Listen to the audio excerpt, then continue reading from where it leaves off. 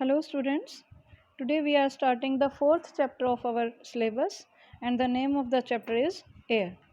So in this chapter beta we will read about the various constituents of air and how the air is important for us and what are the various layers and what are the various weather phenomena found in our atmosphere. So let us start now. Our earth is surrounded by a huge blanket of air called atmosphere. All living beings on this earth depend on the atmosphere for their survival. So we all know बेटा कि हमारी जो अर्थ है उस पर एक चादर की तरह हमारी जो एयर है वो हमारी अर्थ को सराउंड करती है and all of us are dependent on this air for our survival because हमें एयर से ऑक्सीजन मिलती है और जो कि हमारे सर्वाइवल के लिए बहुत ज़रूरी है. It provides us the air we breathe and protects us from the harmful effects of the sun rays. तो जो एटमॉस्फेयर है हमारा अर्थ का जो एटमॉस्फेयर है वो हमें दो तरीके से बहुत ज़्यादा बेनिफिशियल है. फर्स्ट कि वो हमें एयर प्रोवाइड करता है और हम एयर के बिना ज़िंदा नहीं रह सकते हैं.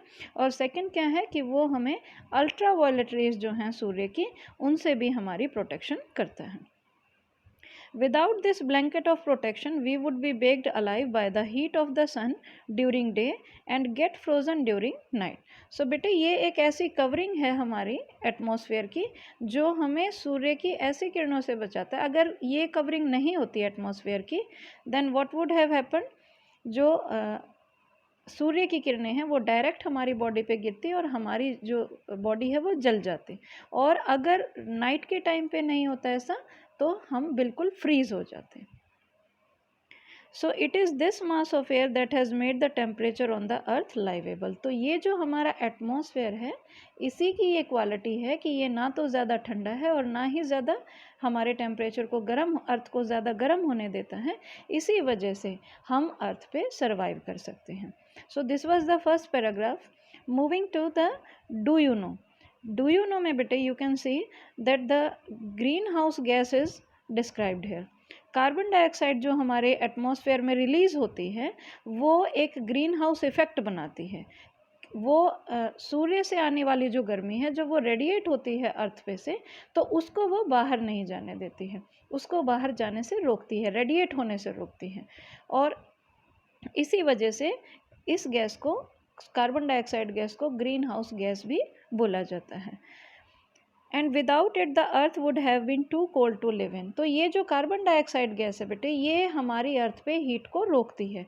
तो इसीलिए हमारी अर्थ जो है वो हमारे जीने के लायक बनती है. अदरवाइज़ अगर कार्बन डाइऑक्साइड उस हीट को नहीं रोक पाती तो हमारी अर्थ बहुत ज़्यादा ठंडी हो गई होती. ओके. सो अब इसी चीज़ का ये प्लस पॉइंट था. अब इसी का माइनस पॉइंट क्या है कि हम ज़्यादा से ज़्यादा व्हीकल्स यूज़ कर रहे हैं, ज़्यादा से ज़्यादा फ्यूल बर्न कर रहे हैं, जो वेस्ट है हमारा उसको भी बर्न कर रहे हैं. तो उसकी वजह से क्या प्रॉब्लम हो रही है बेटे कि हमारी जो कार्बन डाइऑक्साइड की अमाउंट है वो एटमॉस्फेयर में इंक्रीज़ होती जा रही है.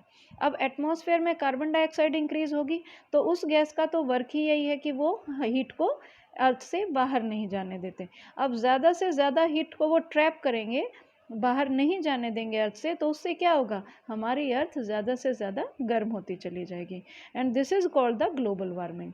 मीन्स हमारी पूरी अर्थ जो है वो ज़्यादा से ज़्यादा गर्म हो रही है. जो भी हम एनवायरनमेंट में पॉल्यूटेंट्स छोड़ रहे हैं बाय बर्निंग द फ्यूल और by burning the petrol diesel, तो इस वजह से क्या है कि हमारी जो कार्बन डाइऑक्साइड की अमाउंट है वो इंक्रीज़ होती जा रही है and the amount of oxygen is decreasing.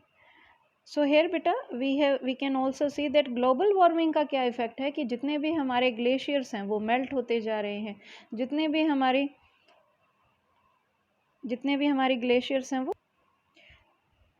हमारे ग्लेशियर्स हैं वो मेल्ट होते जा रहे हैं और हमारी अर्थ बहुत ज़्यादा गर्म होती जा रही है क्योंकि हम प्लांट्स को कट करते जा रहे हैं, ऑक्सीजन कम होती जा रही है और कार्बन डाइऑक्साइड की अमाउंट ज़्यादा से ज़्यादा बढ़ती जा रही है. So this is the effect of increase in amount of carbon dioxide. So moving to the next topic composition of the atmosphere. इस टॉपिक में बेटे हम ये रीड करेंगे कि हमारा एटमॉस्फेयर में जो एयर प्रेजेंट है उसमें कौन कौन सी गैसेस प्रेजेंट हैं और वो कितने अमाउंट में प्रेजेंट हैं। Do you know that the air we take in while breathing is actually a mixture of many gases? Nitrogen and oxygen are the two gases which make up the bulk of the atmosphere. तो हमारे atmosphere में बहुत सारी gases हैं वैसे तो, लेकिन nitrogen और ऑक्सीजन गैस जो है वो ज़्यादा अमाउंट में प्रेजेंट है। Carbon dioxide, helium, ozone, argon and hydrogen are found in lesser quantities. तो ये जो गैसेस हैं आप इस पिक्चर में देख सकते हैं, कार्बन डाइऑक्साइड 0.03%, आर्गन 0.93% और अदर गैसेस माने हीलियम, हाइड्रोजन, ओजोन, ये जो गैसेस हमारे एनवायरनमेंट में प्रेजेंट हैं ये कम अमाउंट में प्रेजेंट हैं। Apart from these gases tiny dust particles are also present in the air. तो ये जो आपके हमारे जो एटमॉस्फेयर में जो एयर हम इनहेल करते हैं इसमें ये सभी गैसेस तो प्रेजेंट हैं ही, इनके साथ साथ जो डस्ट पार्टिकल्स हैं, धूल मिट्टी रेत के जो कण हैं वो भी हमारी एयर में प्रेजेंट रहते हैं। The pie chart gives you the percentage of different constituents of air.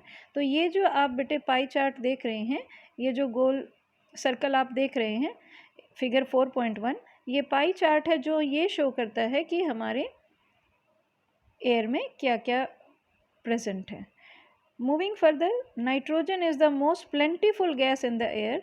When we inhale we take some amount of nitrogen into our lungs and exhale it. तो बेटे जब हम सांस लेते हैं तो उसमें ऑक्सीजन के, अब हम तो एयर को अंदर लेके जा रहे हैं तो ऑक्सीजन के साथ साथ कुछ अमाउंट में नाइट्रोजन और बाकी की गैसेस भी चली जाती हैं। तो ऑक्सीजन जो है वो कार्बन डाइऑक्साइड की फॉर्म में बाहर आ जाती है और नाइट्रोजन वैसे के वैसे बाहर आ जाती है। But plants need nitrogen for their survival. तो यहाँ से हमें क्या पता लगता है कि नाइट्रोजन गैस जो है वो हमारे लिए बेनिफिशियल नहीं है, लेकिन वो प्लांट्स के लिए बहुत ज़्यादा बेनिफिशियल है, सहायक है।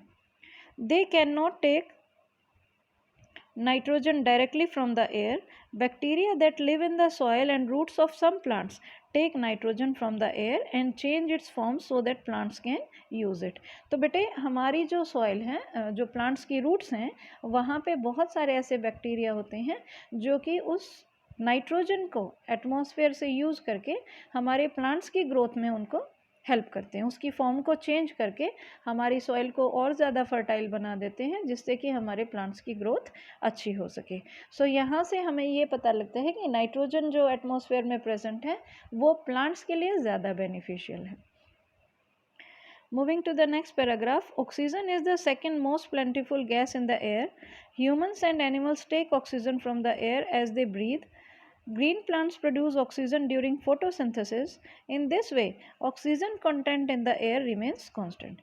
तो बेटे हमारे एनवायरनमेंट में जो सेकंड सबसे ज़्यादा मिलने वाली गैस है वो कौन सी है? ऑक्सीजन। और जितने भी ह्यूमंस हैं, एनिमल्स हैं, वो सभी एयर में से ऑक्सीजन लेते हैं और कार्बन डाइऑक्साइड को बाहर छोड़ते हैं। ऐसे ही जो ग्रीन प्लांट्स हैं वो ऑक्सीजन प्रोड्यूस करते हैं फोटोसिंथेसिस प्रोसेस में। ये आपने साइंस के में पढ़ा होगा कि फोटोसिंथेसिस प्रोसेस में जो लीव्स होती हैं वो सनलाइट की प्रेजेंस में और कार्बन डाइऑक्साइड की हेल्प से अपना फूड प्रोड्यूस करती हैं। तो ये फोटोसिंथेसिस प्रोसेस में ऑक्सीजन गैस निकल के आती है जिसको ह्यूमंस इनहेल करते हैं। तो इस तरह से बेटे हमारे एनवायरनमेंट में जैसे जो ह्यूमंस है वो कार्बन डाइऑक्साइड को बाहर छोड़ रहे हैं और जो प्लांट्स है वो कार्बन डाइऑक्साइड की हेल्प से फूड प्रिपेयर कर रहे हैं और ऑक्सीजन को छोड़ रहे हैं। तो इससे क्या है कि हमारे एनवायरनमेंट में ये दोनों ही जो अमाउंट है वो कांस्टेंट रहती हैं। But if we cut trees then this balance get disturb. अगर हम पेड़ों को काटते जा रहे हैं जो कि हम अपनी नीड्स के लिए, अपनी ज़रूरतों को पूरा करने के लिए हम ऐसा करते जा रहे हैं, इसकी वजह से क्या हो रहा है कि हमारे जो प्लांट्स हैं, हमारा जो एटमॉस्फेयर में बैलेंस है वो इम्बैलेंस होता जा रहा है। कार्बन डाइऑक्साइड बढ़ती जा रही है और ऑक्सीजन कम होती जा रही है। Moving to the next paragraph, carbon dioxide is another important gas. Green plants use carbon dioxide to make their food and release oxygen. तो जो तीसरी important गैस है वो क्या है? Carbon dioxide. और हमने स्टार्टिंग में ही रीड किया था कि कार्बन डाइऑक्साइड गैस को हम ग्रीन हाउस गैस के नाम से भी जानते हैं। तो जो ग्रीन प्लांट्स हैं वो कार्बन डाइऑक्साइड को यूज़ करते हैं अपना खाना बनाने के लिए और तब ऑक्सीजन गैस को वो रिलीज़ करते हैं। ह्यूमंस और animals release carbon dioxide. The amount of carbon dioxide release by humans और animals seem to be equal to the amount use by the plants which make a perfect balance. तो बेटे जैसे मैंने अभी आपको बताया था कि जो प्लांट्स हैं वो ऑक्सीजन को रिलीज़ करते हैं और जो एनिमल्स और ह्यूमंस हैं वो कार्बन डाइऑक्साइड रिलीज़ करते हैं, तो इससे हमारे एटमॉस्फेयर में एक परफेक्ट बैलेंस बना रहता है। However, the balance is upset by burning of fuels such as coal and oil. They add billions of tons of carbon dioxide into the atmosphere each year. As a result, the increased volume of carbon dioxide is affecting the Earth's weather and climate. तो अब बेटे जो भी हम students vehicles use कर रहे हैं तो हम बहुत सारे कार्बन डाइऑक्साइड को एटमॉस्फेयर में हर साल ला रहे हैं, क्योंकि हम अपने व्हीकल से धुआं छोड़ रहे हैं, बहुत सारे वेस्ट को हम बर्न कर रहे हैं। तो इन एक्टिविटीज़ की वजह से हम अपने एटमॉस्फेयर में बहुत सारी कार्बन डाइऑक्साइड को ऐड कर रहे हैं और इसी का रिज़ल्ट है कि हमारे अर्थ पे कार्बन डाइऑक्साइड की अमाउंट इंक्रीज़ होती जा रही है।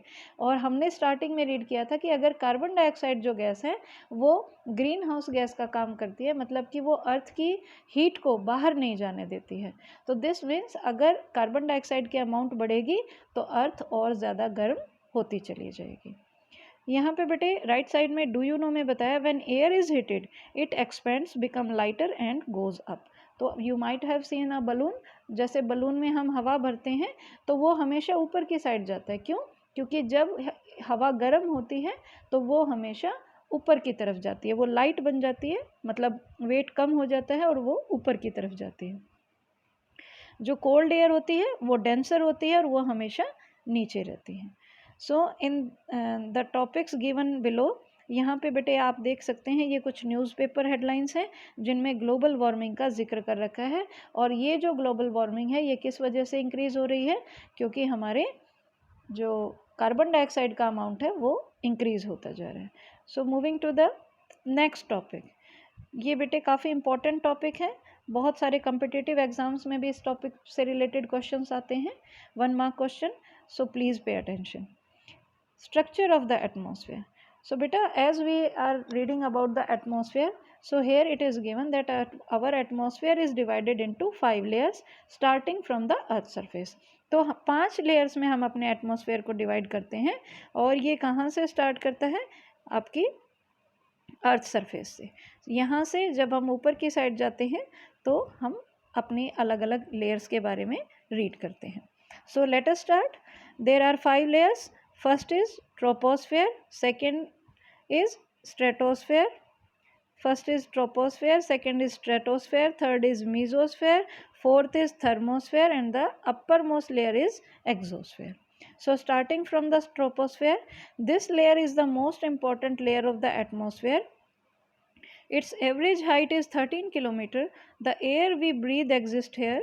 Almost all the weather phenomena like rainfall, fog and hailstorm occur in this layer.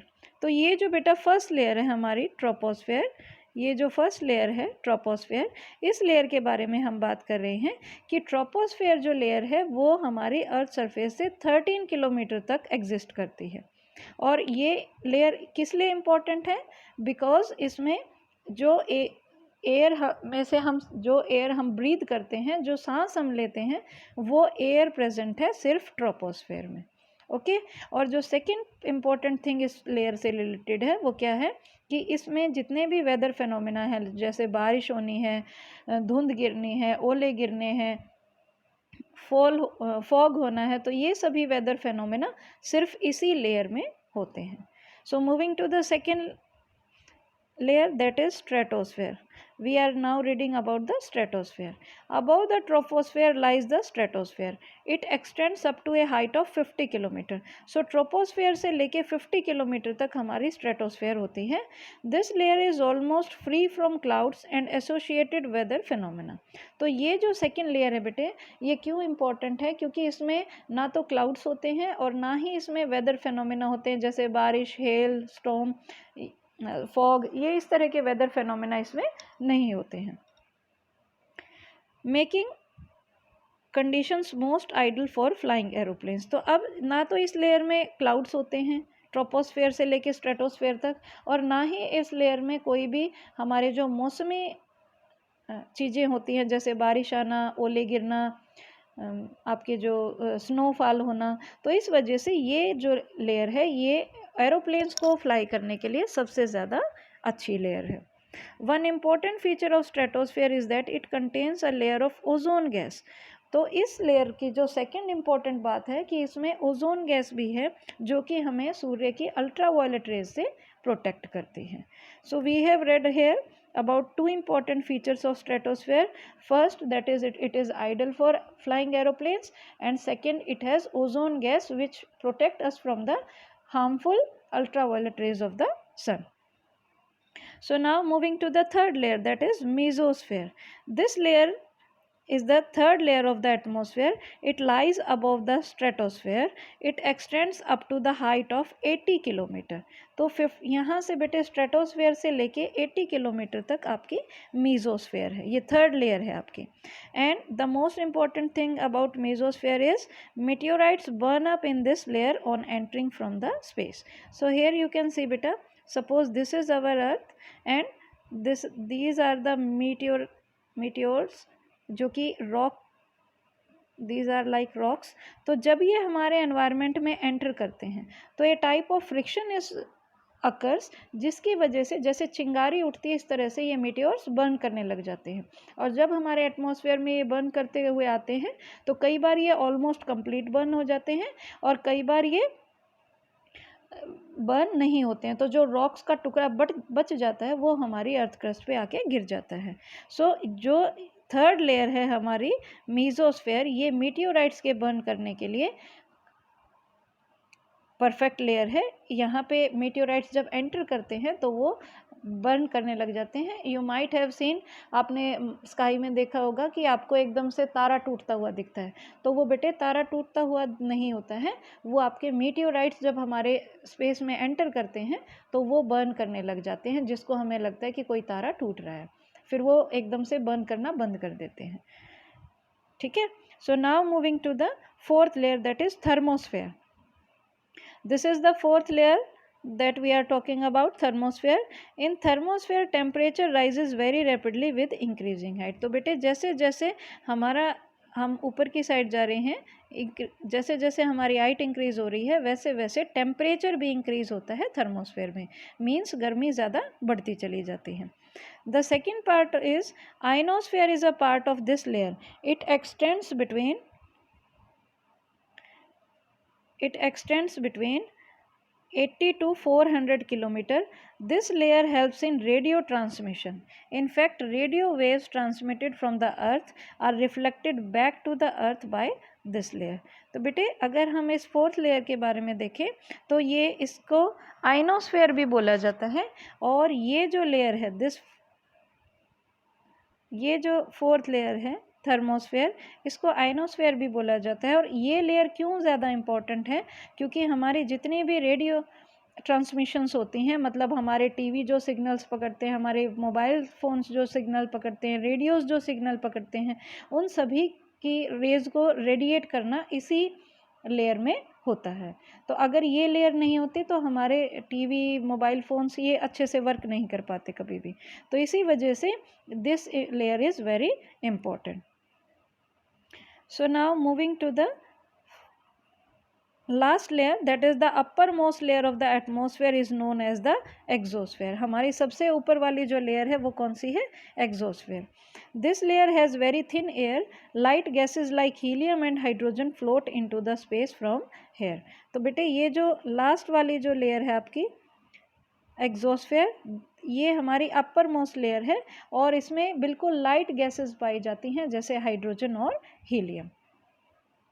So now let me again revise. In the first layer troposphere, this is very important because it has air in it and all the weather phenomena are found in this layer. If we talk about the second layer stratosphere, the importance is that it is ideal for flying aeroplanes and it also has ozone gas which protect us from the harmful ultraviolet rays. Moving to the third layer, the third layer is when the meteorites enter into our space, they enter from this third layer and they burn up in this layer. Fourth is the thermosphere, and this is also known as the ionosphere, and in this layer is ideal for the radio transmissions done by the earth. And last layer, the uppermost layer, is exosphere, and this is the layer in which we found lighter gases like hydrogen and helium. So this is the topic of our structure of the atmosphere. So now moving to the next topic bete, it is weather and climate. So normally बेटे हम सोचते हैं कि weather और climate दोनों ही same चीज़ें हैं, but from here we will try to understand what is the difference between weather and climate. तो बेटे जैसे वेदर, हम नॉर्मली अगर हम अपने क्लाइमेट को नोटिस करें तो क्या होता है, कभी धूप आ रही है, कभी छाएँ आ रही है, कभी बादल आ गए हैं, कभी बारिश का मौसम हो गया है. तो जो आवर टू आवर कंडीशंस होती हैं हमारे एटमॉस्फेयर की, उनको हम क्या बोलते हैं, वेदर. और जो हम एवरेज जो नोटिस करते हैं वेदर की कंडीशंस को किसी लंबे टाइम के लिए, suppose for a week, for 15 days, तो वो उनको हम क्या बोलते हैं, climate. So let us start. Weather and climate. Is it going to rain today? Will it be bright and sunny today? How many times have we heard this from anxious cricket fans speculating the fate of a one day match? तो बेटे इस तरह की बातें कि आज बारिश होगी या नहीं होगी, आज सन्नी डे होगा या नहीं होगा, इस तरह की बहुत सारी बातें हमने पहले भी सुन रखी हैं. जैसे जो क्रिकेट मैचेस होते हैं वनडे, वहाँ पे बहुत इफ़ेक्ट पड़ता है मौसम का. तो इस वजह से हम भी नॉर्मली कहीं हमें बाहर जाना है तो भी हम इस तरह की वेदर फोरकास्ट चेक करके चलते हैं. कहीं घूमने जाना है तो वहाँ की वेदर फोरकास्ट चेक करते हैं. तो ऐसा क्यों करने की ज़रूरत है, ताकि हमें वहाँ के वेदर के बारे में पता लग सके और किसी भी तरह की अड़चन ना आए. If we imagine our body to be a radio and the mind its speaker, weather is something that fiddles with its control knob. तो अगर यहाँ पे हम एग्जांपल लें कि हमारी बॉडी जो है वो एक रेडियो है और हमारा माइंड जो है वो स्पीकर है, तो जो वेदर है वो इसके कंट्रोल नॉब्स हैं जो कि हमारे रेडियो और हमारे स्पीकर्स दोनों को ही कंट्रोल कर रहे हैं. सो you can underline this line, weather is this hour to hour and day to day condition of the atmosphere. तो अगर हम हर घंटे की जो हमारी कंडीशंस हैं एटमॉस्फेयर की उसको चेक करेंगे तो उसको हम क्या बोलते हैं, वेदर.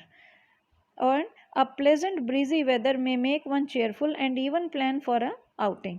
तो बेटे नॉर्मली जैसे ठंडा मौसम है, हवा चल रही है, तो उससे क्या होता है, हम बहुत ज़्यादा एक्साइटेड होते हैं, एक क्रिएटिविटी निकल के आती है, बहुत ज़्यादा चेयरफुल हो जाते हैं हम. और अगर इसका अपोजिट हम देखें, अगर किसी दिन बहुत ज़्यादा गर्मी है तो उस दिन हम चिड़चिड़े हो जाते हैं. तो इस तरह का इफ़ेक्ट पड़ता है हमारे मूड पे वेदर की वजह से. Weather can change dramatically from day to day. However the average weather conditions of a place for a longer period of time represents the climate of a place. तो इसको भी आप अंडरलाइन कर सकते हैं बेटे कि जो एवरेज वेदर कंडीशन है किसी भी जगह की लंबे समय तक, वो क्या रिप्रेजेंट करती है, हमारा क्लाइमेट. तो इसका मतलब क्या है कि हर घंटे को अगर हम नोटिस करें तो वो क्या है, वेदर. और अगर हम पर्टिकुलर किसी लंबे टाइम तक हमारी जो वेदर कंडीशंस हैं उनका अगर हम एवरेज निकालते हैं तो वो क्या है, climate. So this was the difference between the weather and the climate. Now do you understand why we have daily weather forecast? तो यहाँ पे ये एक क्वेश्चन अराइज होता है कि क्यों हमें डेली वेदर फोरकास्ट की ज़रूरत पड़ती है. तो अब हमें ये बात क्लियर होती है कि जो वेदर है वो टाइम टू टाइम चेंज होता रहता है और क्लाइमेट जो है वो हम एवरेज स्टडी करते हैं किसी भी प्लेस के बारे में. So bete in this video we will read only up to this much and we will continue our topics in our next video. Till then, take care and have a nice day.